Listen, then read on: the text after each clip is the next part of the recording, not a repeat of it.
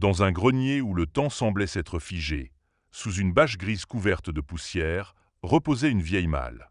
C'était un matin comme les autres, jusqu'à ce que Julien, en vidant la maison de son grand-père récemment disparu, l'ouvre par simple curiosité. Parmi les objets hétéroclites, journaux jaunis, photographies fanées, montres cassées, une petite boîte de bois sombre attira son regard. Elle n'était ni luxueuse ni ornée, mais un détail attira son attention. Gravée sur le dessus, une fine spirale entourait une inscription effacée. En l'ouvrant, il découvrit une clé. Ancienne, lourde, en fer forgé, usée par le temps, mais étonnamment intacte. Son embout était inhabituel, comme s'il ne correspondait à aucune serrure moderne. Julien la souleva, la fit tourner entre ses doigts. Un frisson le parcourut. Était-ce le métal froid ou autre chose? Une intuition, un écho.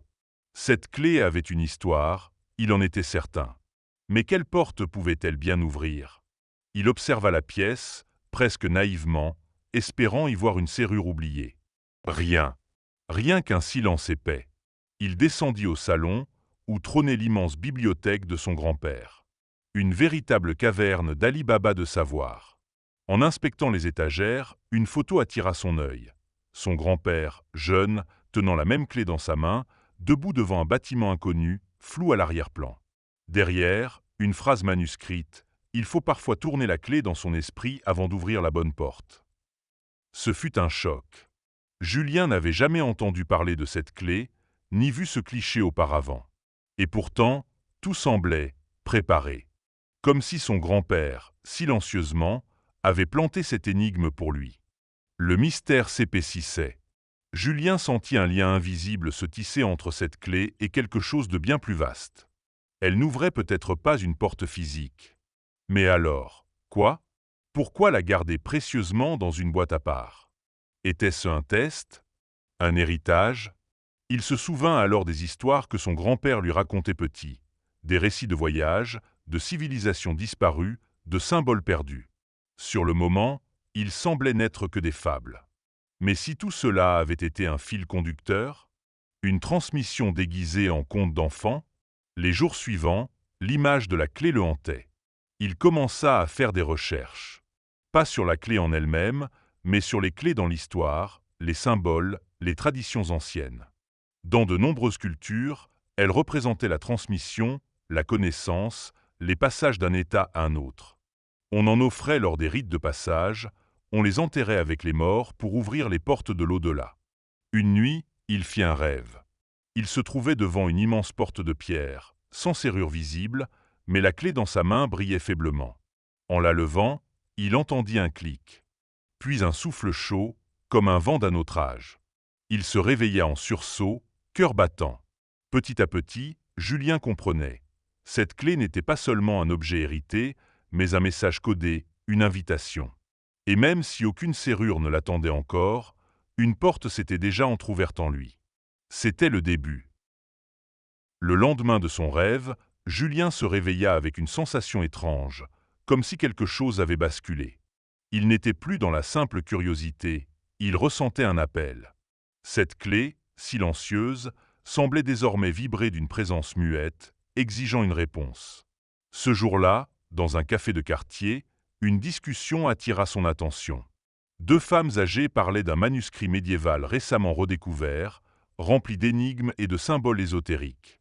Julien, poussé par une impulsion soudaine, les aborda. Elles furent surprises, puis ravies de partager leur passion pour les savoirs oubliés.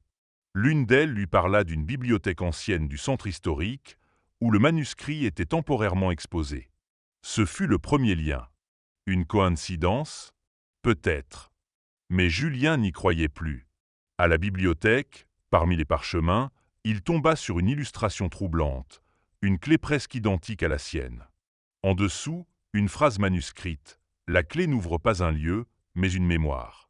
Elle relie ce qui fut à ce qui doit être. Julien sentit une décharge. Cette clé n'avait jamais eu pour but d'ouvrir une porte physique. Elle était un passage. Une invitation à regarder autrement. En sortant, son regard se posa sur une affiche. Conférence, la sagesse oubliée des anciens, quand le passé éclaire l'avenir. Le titre le frappa. Il s'y rendit sans hésiter. Le conférencier, un anthropologue passionné, évoqua les traditions orales africaines, les codes symboliques des tribus amazoniennes et l'idée que certains objets étaient conçus non pas pour leur fonction, mais pour éveiller. Plus il écoutait, plus Julien sentait que la clé activait quelque chose en lui. Ce n'était pas seulement intellectuel, c'était intime. Durant la conférence, une phrase résonna en lui comme un gong: « Nous ne manquons pas de réponses. Nous avons oublié les bonnes questions. » Julien nota cette phrase. Elle semblait s'adresser directement à lui. Les jours suivants, il repensa à ses choix de vie, au moment où il avait pressenti autre chose, mais qu'il avait laissé passer. Était-ce cela, le rôle de la clé? Faire surgir les zones d'ombre qu'il n'avait jamais explorées? Était-elle une porte intérieure? De retour chez lui, il examina de nouveau la boîte. En la retournant, un petit tiroir caché coulissa. Il y trouva un papier jauni, écrit de la main de son grand-père. « Lorsque tu seras prêt, tu comprendras. » Julien sentit ses yeux s'embuer. Ce n'était plus une quête intellectuelle. C'était une transmission silencieuse, patiemment attendue. Il se souvint alors de rêves récurrents dans son enfance. Un escalier infini, des portes lumineuses, un monde suspendu. Son grand-père lui disait alors: « Ces rêves sont des invitations. Un jour, tu sauras où ils mènent. » Ce jour semblait arriver. Il commença à écrire, non pas pour raconter ce qu'il vivait, mais pour comprendre ce qu'il ressentait. Il traçait des idées, des symboles, des souvenirs. Il reliait des phrases entendues au hasard, des textes anciens, des intuitions enfouies. Et dans ce chaos, une lumière douce se fit. La clé ne révélait pas un secret. Elle provoquait une bascule. Elle n'avait jamais été un outil. Elle était le catalyseur d'une compréhension nouvelle. Un soir, alors qu'il relisait ses notes au bord d'un carnet jauni, une idée le frappa. Et si la clé était une question, pas une réponse?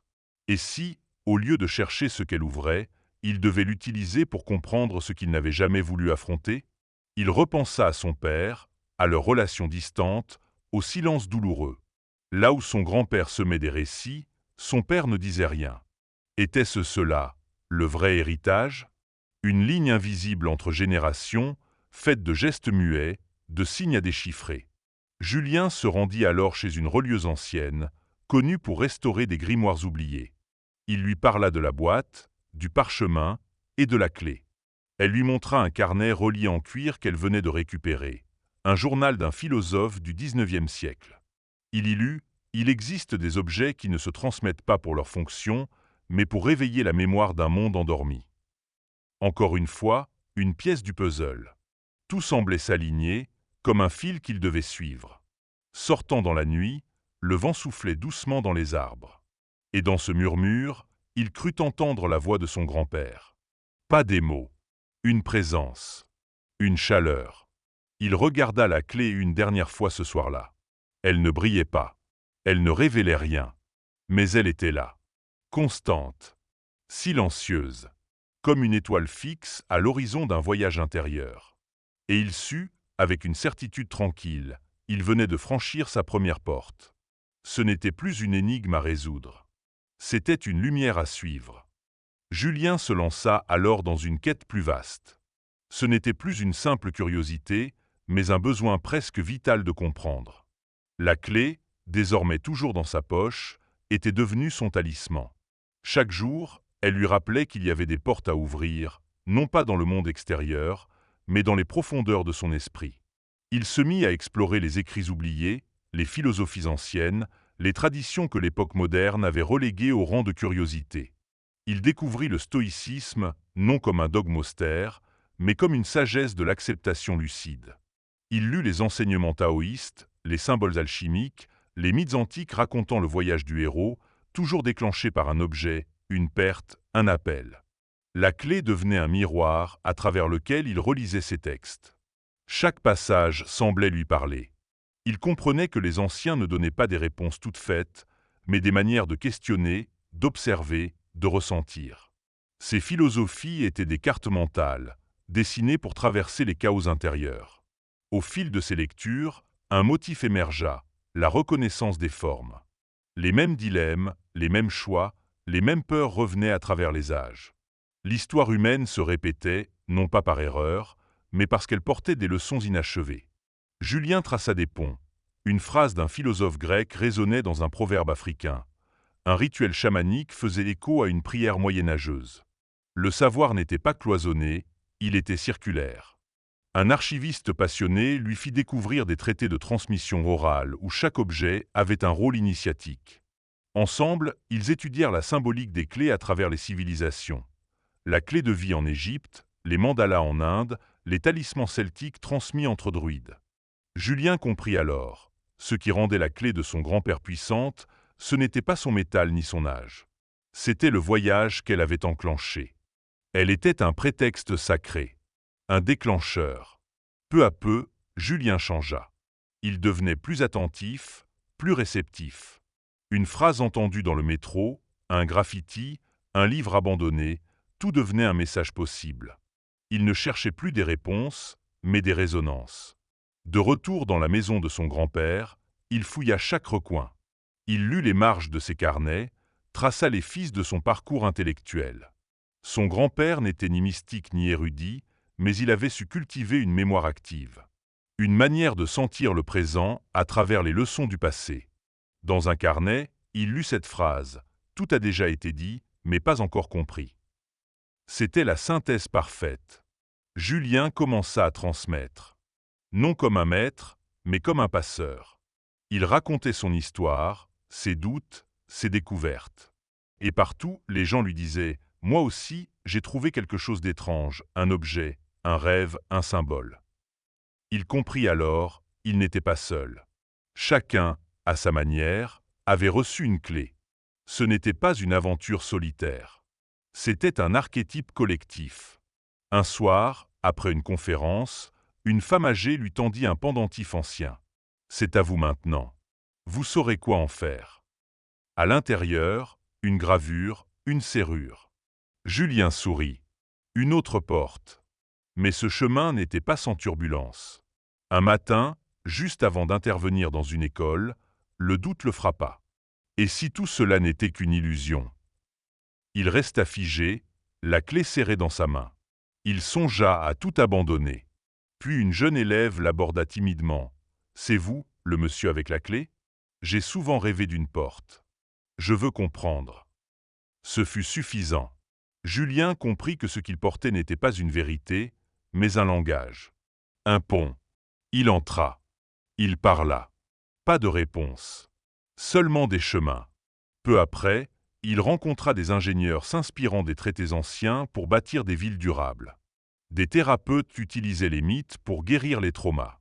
Des artistes intégraient des symboles anciens dans leurs œuvres pour éveiller les consciences. La sagesse n'était pas à préserver. Elle était à réactiver. Julien écrivit alors dans son carnet. Le futur n'est pas un saut vers l'inconnu. C'est un souvenir qu'on redécouvre lentement. La clé de son grand-père n'avait ouvert aucune serrure. Elle en avait révélé 1000. Julien comprit qu'il n'était plus dans la quête d'un secret, mais dans l'incarnation d'une révélation. Ce qu'il avait découvert, il devait désormais le vivre. Il ne s'agissait plus d'explorer, mais d'appliquer. De naviguer dans le monde avec une nouvelle boussole intérieure. Il observa les défis de son époque, l'anxiété rampante, l'instabilité climatique, la perte de repères collectifs. Et il se demanda, que dirait la sagesse ancienne face à cela? Il redécouvrit le stoïcisme. Pas dans les livres, mais dans l'action. Accepter ce qu'on ne peut contrôler. Se concentrer sur ce qui dépend de nous. Non pas une soumission, mais une libération. Il partagea ses réflexions dans des cercles de parole. Il ne prêchait pas. Il semait. Il parlait des anciens comme des compagnons invisibles, dont la voix, doucement, remontait à la surface dans les moments de crise. Il rencontra des agriculteurs qui revenaient à des techniques ancestrales. Ils ne parlaient pas de nostalgie, mais d'efficacité écologique. Ils observaient le vivant, coopéraient avec lui.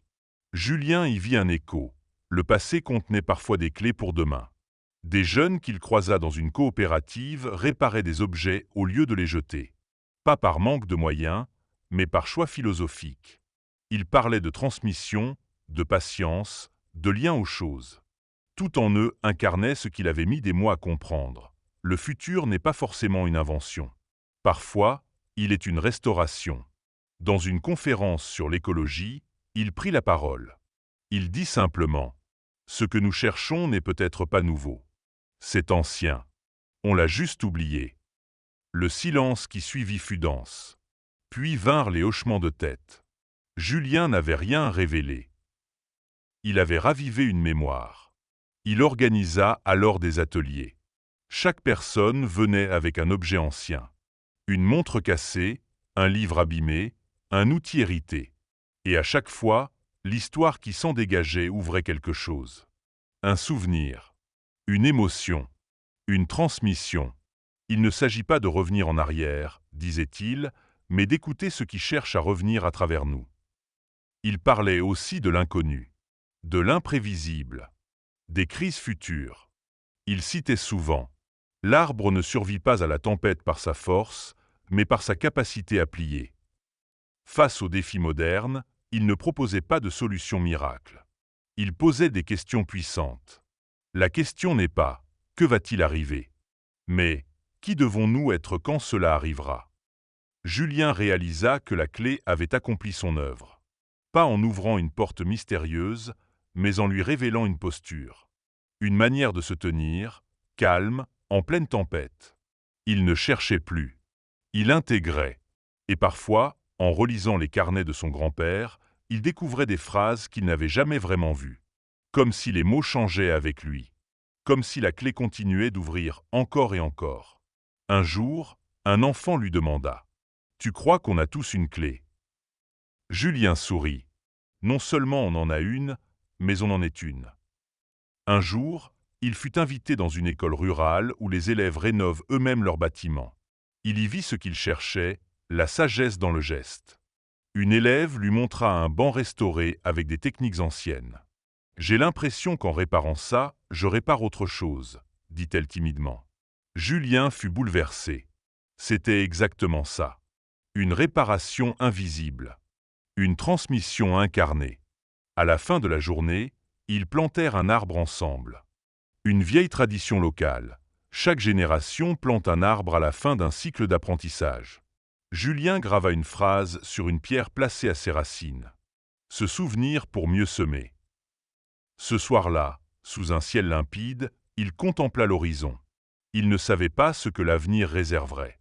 Mais il savait, désormais, comment y marcher. Avec lenteur. Avec écoute. Et la clé, battant doucement contre son cœur. Le temps avait passé. Julien n'était plus tout à fait le même homme. Il avait changé sans bruit, comme les pierres polies par l'eau. Ce qui avait commencé par une simple clé poussiéreuse était devenu une métamorphose. Un jour, en rangeant ses carnets, il tomba sur la première photo, celle de son grand-père tenant la clé. Il la contempla longuement. Puis il regarda la clé, toujours posée sur son bureau. Et il comprit enfin, elle n'avait jamais été destinée à ouvrir un objet. Elle était un témoin, une mémoire, une transmission. La véritable serrure était en lui. Et elle s'était ouverte. Il se rendit sur la tombe de son grand-père. Il y déposa la clé, désormais inutile en tant qu'objet, mais essentielle en tant que symbole. Il murmura simplement « Merci ». Il savait que la quête ne s'achevait pas. Elle changeait de forme. Il était devenu, à son tour, gardien de clés. Non pour les posséder, mais pour les transmettre. Des clés de sens. Des clés d'éveil. Des clés silencieuses. Dans ses interventions, Julien invitait chacun à retrouver la vieille clé de sa propre vie. Ce détail oublié. Ce rêve récurrent. Ce savoir qui sommeille sans bruit. Nos clés sont parfois des blessures, parfois des souvenirs, parfois des objets. Mais elles ont toutes le même pouvoir, nous réveiller. Les témoignages affluaient. Une femme parlait d'une montre brisée de son père, qu'elle n'avait jamais osé réparer. Un adolescent évoquait une phrase énigmatique de son grand-père. Un homme racontait un carnet de recettes de sa mère, qu'il lisait désormais comme un livre sacré. Julien ne donnait pas d'interprétation. Il écoutait. Il savait que la clé n'était jamais dans l'analyse, mais dans l'attention. Il publia un petit ouvrage, Les clés silencieuses. Il n'y racontait pas son histoire. Il proposait des images, des symboles et des pages blanches à remplir. Il voulait que chacun devienne l'auteur de sa propre traversée. Le succès fut modeste, mais sincère. Il reçut des lettres, des dessins, des messages. Certains lui envoyaient même de vraies clés, trouvées dans des maisons abandonnées, des coffres oubliés, accompagnés de mots. « Je crois que celle-ci vous attendait. » Julien les conservait dans une boîte. Non pour les collectionner, mais comme on garde des prières. Parfois, il les touchait, sans chercher à comprendre. Et ce mystère lui suffisait. La boucle semblait bouclée. Et pourtant, une nuit, il rêva d'une autre clé. Différente. Aucun motif, aucune forme reconnaissable. Juste un éclat de lumière dans l'obscurité. Et une voix intérieure. Il existe encore d'autres portes. Il se réveilla sans peur. Paisible. Car il savait que la vie ne cessait jamais d'offrir des clés. Que le véritable héritage n'est pas ce que l'on possède, mais ce que l'on transmet sans bruit. Par un regard. Par une histoire. Par un silence. Un jour, il fut invité à parler dans un lycée. Il hésita. Que pouvait-il transmettre à des adolescents saturés d'écran, de vitesse, d'infos? Il y alla tout de même. Dans la salle, il raconta l'histoire. Non comme une leçon, comme un chemin. À la fin, une jeune fille leva la main. Et si on n'a pas encore trouvé notre clé? Julien sourit.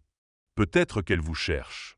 Et que le simple fait de poser cette question est déjà une porte entr'ouverte. Cette phrase resta, silencieuse mais vibrante. Dans les jours qui suivirent, des élèves lui écrivirent.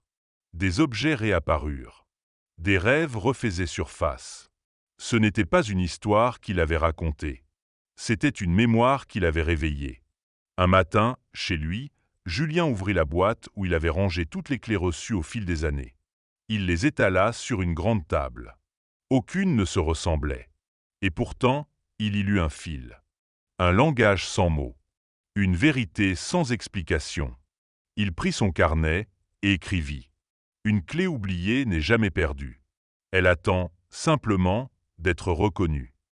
Puis il referma le carnet, ferma les yeux, et sut qu'il ne lui restait qu'une seule chose à faire. Continuer à marcher, et inviter chacun à se poser cette dernière question.